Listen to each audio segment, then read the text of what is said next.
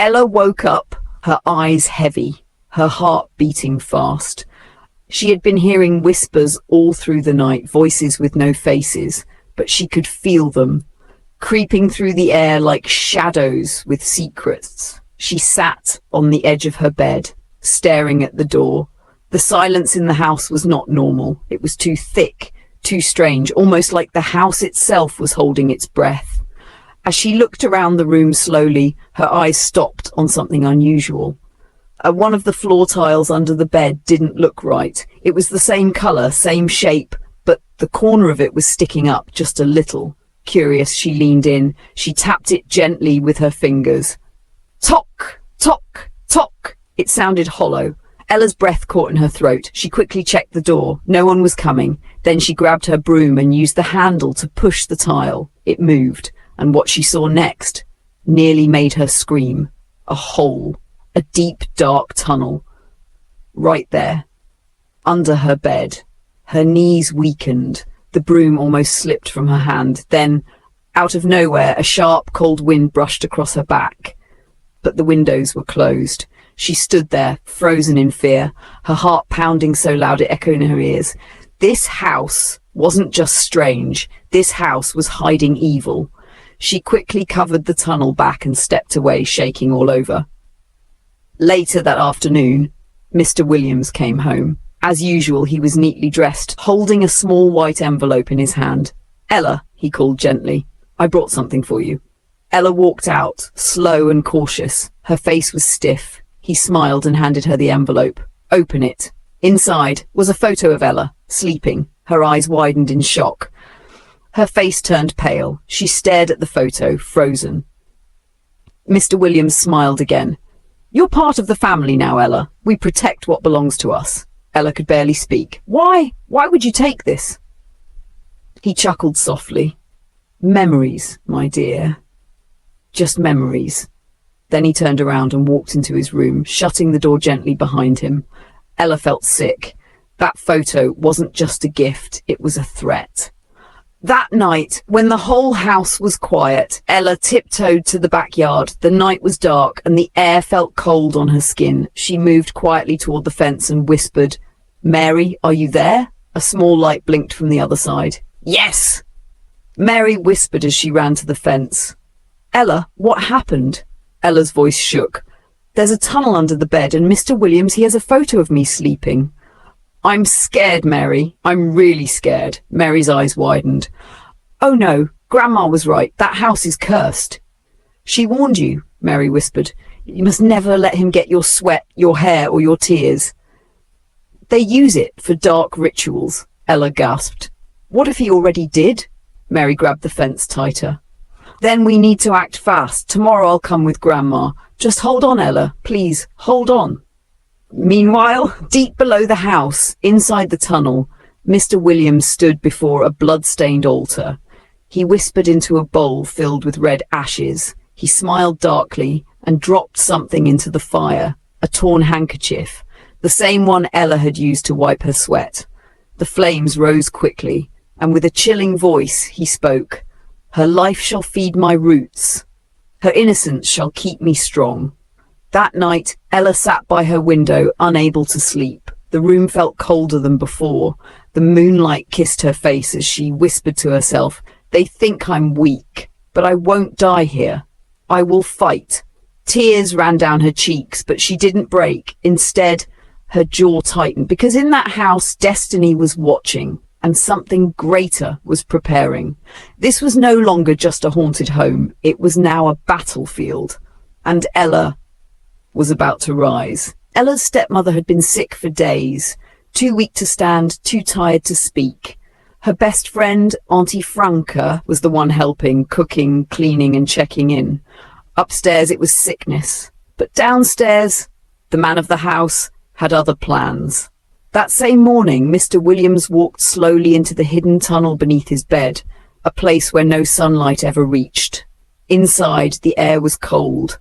The blood-stained altar glowed with strange light. He lit a red candle by the mirror and whispered, "What next, my lord?" A shadowy face formed inside the flame. The voice replied, "Bring me the breath of life. the tears of a mother still carrying. Mr. Williams smiled slowly. A pregnant woman.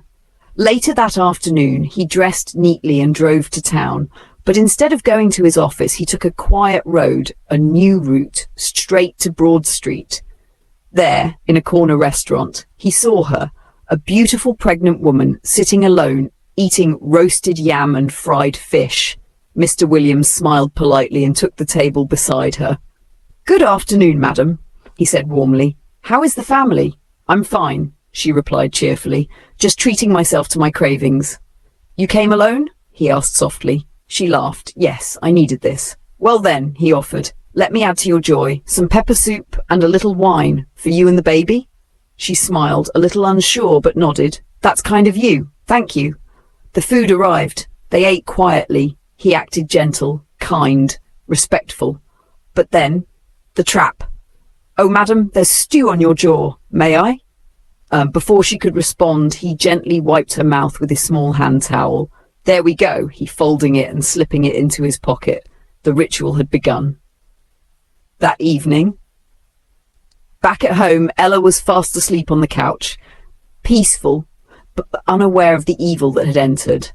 Mr. Williams passed her like a ghost. He went straight to his room, moved the bed, pulled the loose tile, and entered the tunnel. At the altar, he placed the hand towel on a bowl of black stones and whispered. The mirror shimmered. The image of the pregnant woman appeared, glowing faintly. He wrapped the towel tight, padlocked it, and dropped it into a carved calabash. "O mighty one," he whispered, "I offer you the breath of life. Let riches reign." A week later, at her home, the same woman laughed with her husband. They were talking about baby names. "What about Emmanuel?" the husband asked. "God is with us." She smiled. "Perfect." Then she coughed and coughed again, harder. Blood dripped from her nose, her body trembled, and she collapsed. Her husband screamed as he rushed her to the hospital, but it was too late. She died at the hospital gate, the baby gone with her. That night, Mr. Williams stood before his altar again. In front of him, a big ancient box sat in the middle of the room. He opened it. Bundles of cash, new, fresh, crisp, stacked to the top, over $1 billion. He took a portion, hid the rest. The ritual was complete. The wealth had come, but no one knew the price. And upstairs, his cursed son wandered the hallways like a lost spirit, a boy twisted by his father's greed. Ella hadn't been herself for days. Her eyes were tired, her hands shaky. Something inside her felt weaker, like her spirit was being drained little by little. She tried to hide it, but her soul, it knew. The house was swallowing her. That morning, while fixing her bed, she noticed something strange. A chalk-like symbol drawn on her pillow, a dark red mark shaped like a spiral with thorns. She quickly removed the pillowcase, her heart beating faster. Who had done that? She hadn't seen Mr. Williams enter her room. Or had she? Her chest tightened, her heart pounded. Then she remembered Mary's voice, clear in her mind. "Don't let him get your sweat, your hair, or your tears." Her skin looked pale, her lips were dry, and then it hit her, the nosebleed she had the night before. The tissue she used, she left it on the table. She ran straight to the parlour, but the tissue was gone. Meanwhile, in the dark tunnel below, Mr. Williams held that bloodied tissue like a trophy. He dropped it into a bowl beside the padlocked towel. The mirror on the altar shook violently. From within the flame, a voice whispered, "Her blood, young, pure, it will strengthen the barrier."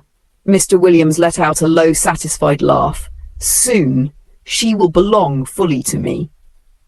Later that day, Mary returned, but she didn't come alone.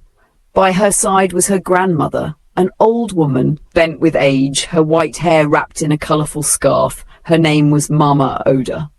And she was no ordinary grandmother. They met Ella by the fence. "Child," Mama Oda said in a low voice, "this house has eaten many souls, but your light still shines. That is why he wants you." Ella's eyes filled with tears. "I don't know what to do anymore." Mama Oda looked around carefully, then handed her a small black stone tied with red thread. "Keep this under your pillow," she whispered. "It will hide your spirit from him, but be warned, the battle is near." Ella nodded slowly. She didn't want to be afraid anymore. That night, while the house slept, Mr. Williams lit the candles in his altar again. But something was wrong. The mirror cracked on its own. The calabash shook violently. A voice screamed from the fire, "The girl is protected!" Mr. Williams growled in anger. "Who dares interfere?" He rushed upstairs and burst into Ella's room, but she wasn't there. She was hiding in the kitchen, clutching the stone tightly. Mr. Williams looked around in confusion. He couldn't sense her spirit anymore. He screamed, his rage echoing through the house, then slammed the door shut. Outside, in the compound, a strong wind blew. A dark shadow passed behind the mango tree, and from a distance, Mama Oda whispered, "He's scared now, but it's just the beginning." The sky turned dark by afternoon the next day. Heavy clouds gathered over the Williams compound. The wind howled through the trees, and thunder rumbled like a warning drum from the heavens. Ella stood by the kitchen window, holding the black stone Mama Oda had given her. It was warm now, warmer than before, almost like it was alive. She had barely slept. Her dreams were filled with fire, chains, and a man in a red robe chanting her name. That man was Mr. Williams. Meanwhile, in the underground temple, Mr. Williams knelt beside the altar, his face soaked in sweat. The mirror had shattered completely. The calabash that held the towel and tissue had burst open on its own. "What's happening?" he whispered into the darkness. A cold, chilling voice replied from the walls. "The girl is shielded. The spell is weakening. You must act before the next moon." In rage, Mr. Williams grabbed a dagger beside the altar and stabbed the ground. "I will break her shield with fire and blood." By evening, rain began to fall, heavy, wild, and strange, like the sky was weeping. Ella sat in the living room, staring blankly at the TV. It wasn't on. Suddenly, the lights blinked once, twice, gone. Darkness swallowed the house, and then she heard it. Footsteps, slagging, coming from the corridor. "Hello?" Ella called out, standing quickly. No answer. The footsteps got closer, then stopped. With shaking hands, she lit a candle. A figure stood at the edge of the hallway. Not Mr. Williams, it was his son, soaked in rain, barefoot, eyes wild. His shirt was torn, his hands scratched with fresh wounds. Ella slowly stepped backward. He tilted his head and stared at her with an empty gaze. Then he whispered something that made her blood run cold. "He wants your eyes." Ella froze. "What?" Before she could ask more, Mr. Williams appeared and dragged the boy away. Sorry, he said quickly, faking a smile. "He's not well." But Ella had seen it. In the boy's eyes, pain, fear, and a warning. That night, the rain refused to stop. Ella hid the black stone under her pillow and locked her door tight. But in her sleep, a voice called her name. Softly, she opened her eyes and saw her mirror glowing. Not cracked, not broken, just glowing. A message appeared slowly across it, like breath on glass. "Dig beneath the kitchen. The truth is buried." Ella's hands trembled. She turned to the window. Outside, standing in the rain, was Mama Oda, her eyes glowing faintly. She nodded once. Ella knew it was time to uncover what had been hidden for too long. The next morning, the storm was gone, but the silence was too loud. No birds, no footsteps, no sound of life. Ella sat on her bed, staring at the mirror. It no longer glowed, but that message burned in her heart. Dig beneath the kitchen. She waited until the house was quiet. Mr. Williams had driven out. The boy was locked in his room. With the black stone in her pocket and a kitchen knife in her hand, Ella crept into the kitchen. Her fingers trembled as she moved the rug near the sink. She tapped on the floor. Tock, tock, tock, thump. A hollow sound. She scratched at the tile. It cracked. Underneath red soil, she dug carefully, slowly, until her hands touched wood. A box, wrapped in torn black cloth, sealed with something crusty, dried blood. She opened it. Inside were three things: a burnt, blackened rosary, a little girl's blood-stained earring, and a faded photograph. A woman with wide eyes holding a baby. Ella gasped. The baby was her. The woman, my mother, she whispered. Suddenly, a cold hand touched her shoulder. She turned. Mama Oda was standing there, but her eyes glowed white, and her voice echoed like two voices speaking as one. Yes, Ella, that woman was your real mother. She died here in this very house. She didn't die of high blood pressure like they told you. That was a lie. Ella stood frozen. She discovered what Mr. Williams was doing. She tried to expose him, so he poisoned her pap. Ella staggered back, tears filling her eyes. It was all coming together. In episode 1, they said her mother died of BP, but now the truth was clear. She was murdered to protect a secret. You were just a baby, Mama Oda said softly. He let your stepmother adopt you, but it was all part of his plan. He needed you. Ella fell to her knees, clutching the photo in both hands. You must leave this house before the next moon, or you'll end like her. That night, Ella packed her bag with trembling hands. The wooden box, the photo, the earring, the stone. She opened the front door and stopped. Mr. Williams stood there, his hands dripping red. You shouldn't have opened the floor, he whispered coldly, and the door behind her slammed shut. She was trapped. Again.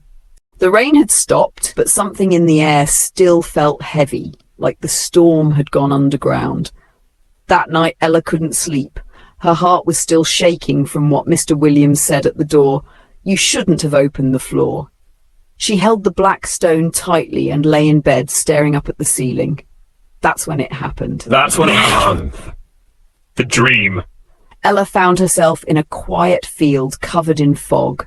The sky was grey and the wind carried a strange, cold chill.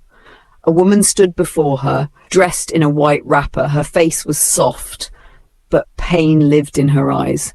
Be careful, my daughter, the woman said gently. Ella looked around, confused. Please, who are you?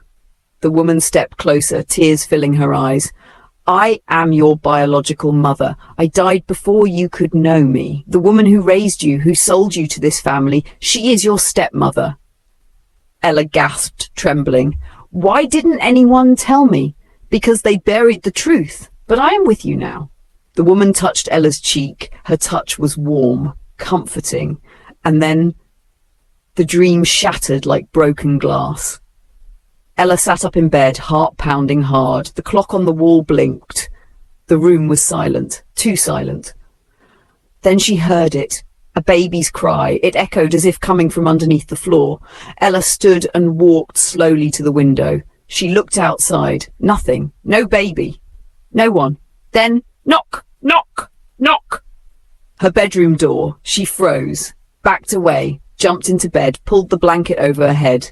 The knocking stopped. Silence returned. Meanwhile, in the temple, far beneath the house, Mr. Williams knelt before his altar. In his hand, his wife's underwear. He dropped it into a clay pot beside a red candle. You will never bear another child, he whispered. All blessings belong to me. A dark spirit hissed in approval. Then the candle went out on its own. Mr. Williams looked up, eyes narrowing. What is it? He asked the shadows. A voice replied from the darkness. She's waking. The blood in her is not ordinary. He clenched his fist. Then I must strike first. Back in Ella's room. Ella still lay awake, eyes wide open. Suddenly her mirror cracked. A perfect line ran down the centre, and in the broken reflections smoky letters formed a single word, run. She stared in horror. The morning after, the sun refused to shine. The sky looked sick, pale and lifeless. Ella sat quietly on her bed, still staring at the cracked mirror. The word run still faintly glowed. If I stay here, I won't survive. Packing to escape. At noon, when Mrs. Williams left for the market and Mr. Williams remained locked in his study, Ella packed her things quietly, just clothes, the black stone and the strange box she found beneath the kitchen floor. She tiptoed toward the back door. Her fingers trembled as she touched the knob, just a few more steps. But then she stopped. Standing outside was the boy, Mr. Williams's son. His eyes were blank. He held a doll in his hand. The doll's head was on fire. You can't leave, he whispered. Daddy said you're part of the house now. Ella screamed. She ran back inside, slamming the kitchen door. She dashed up the stairs, panting, but at the top, Mr. Williams stood waiting. Going somewhere? He asked with a wicked grin. He grabbed her wrist and dragged her to her room, locked the door behind them. The threat. I warned you, he said coldly. Ella was shaking. Why me? She cried. What did I ever do to you? He leaned close. You were chosen. Your blood is special. That's why your real mother had to die. Tears filled Ella's eyes. She was a foal, he sneered. But you? You'll make me powerful. He dropped something onto her bed. A red, oil-soaked cloth. Tomorrow is the ritual. Be ready. Then he locked the door and walked away. Ella collapsed to the floor, sobbing. Mama Oda appears! Suddenly, a soft glow appeared in the corner of the room. It was Mama Oda. But this time, she wasn't in a dream. Her eyes glowed like silver moonlight. We don't have time, she said quickly. Tomorrow, if you don't fight, you will be sacrificed. Ella stood up slowly, her body trembling. What do I do? She asked. Mama Oda stepped closer and handed her a wooden talisman. She whispered strange words over it. Keep this. When the moon turns red, strike his heart. That's the only way to be free. Before Ella could say another word, Mama Oda vanished. That night, as darkness swallowed the sky again, the mirror in Ella's room began to glow. But this time, it didn't say run. It said, the one who holds the truth wears a gold chain. Ella gasped. Only one person in that house wore a gold chain. Mrs. Williams? He continued, if you're still watching, subscribe now.